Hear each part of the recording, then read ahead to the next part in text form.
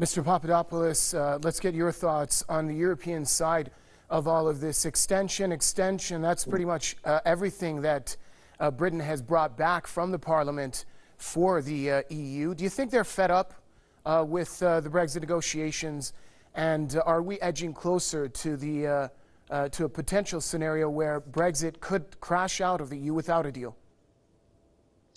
Well, let me put it like this. Once you eliminate one option after another, which is what the House of Commons did last week, then this is how the UK could end up with either a no-deal Brexit or another referendum or a general election through default.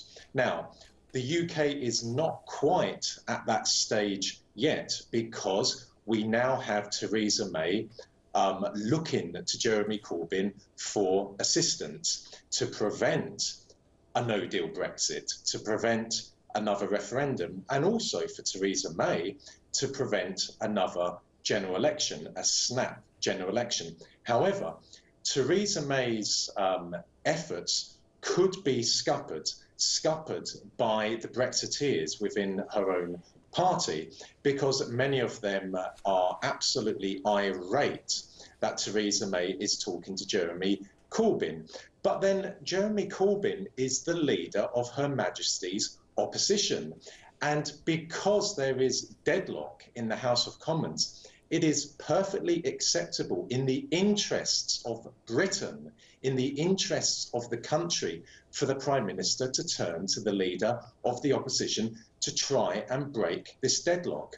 And the fact that people like Jacob Rees-Mogg and Ian Duncan-Smith and Boris Johnson are accusing Theresa May of being a traitor, of betraying the party, of betraying Britain, of betraying Brexit by turning to Jeremy Corbyn is absolutely ludicrous. Theresa May, by turning to Jeremy Corbyn, is putting Britain first, is putting the UK first before party politics. People like Jacob Rees-Mogg and Ian Duncan-Smith, on the other hand, are putting their own selfish ideologies first. And let me just say about Jacob Rees-Mogg referring to Jeremy Corbyn as a Marxist. Well, what on earth is the relevance of that in the context of Brexit?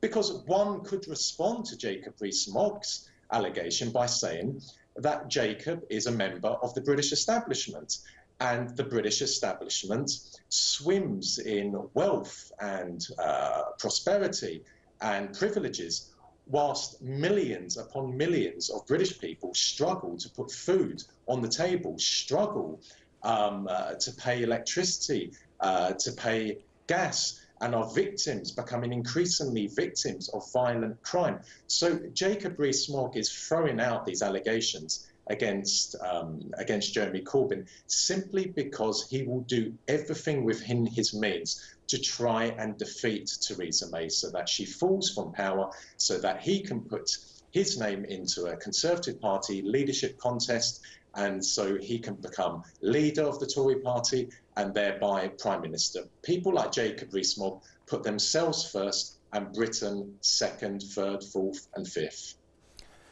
All right, thanks a lot. Editor of Politics First, Marcus Papadopoulos, joining us from London. Also, thanks to our correspondent, Amina Taylor, also joining us from the British capital. And with that, it brings us to an end here on this edition of Press TV's News Review. Stay tuned, there's plenty more to come here on Press TV. Bye.